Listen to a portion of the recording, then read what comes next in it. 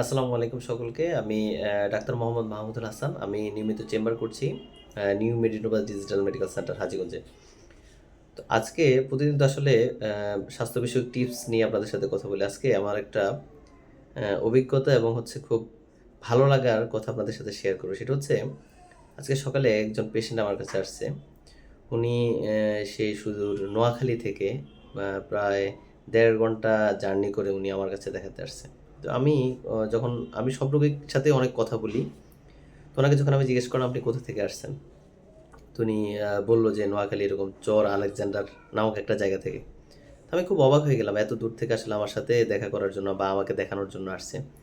তো আমি ওনাকে জিজ্ঞেস করলাম যে, "আমার কাছে আসার এত দূর থেকে আসার আসলে কারণ কি?"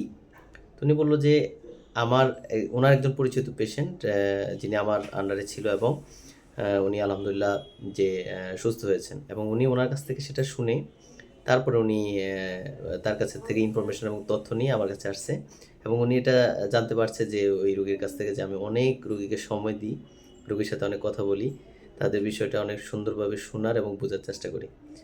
তো আপনাদের সবার কাছে আসলে দোয়া প্রার্থী যে আমি যাতে এইভাবে আপনাদের সেবা দিতে পারি অদূর ভবিষ্যতে। তো সবার কাছে দোয়া প্রার্থী এবং এটা আমার আসলে একটা ভালো লাগে। সেজন্য আপনাদের সবার সাথে আসলে শেয়ার করা। ধন্যবাদ সকলকে।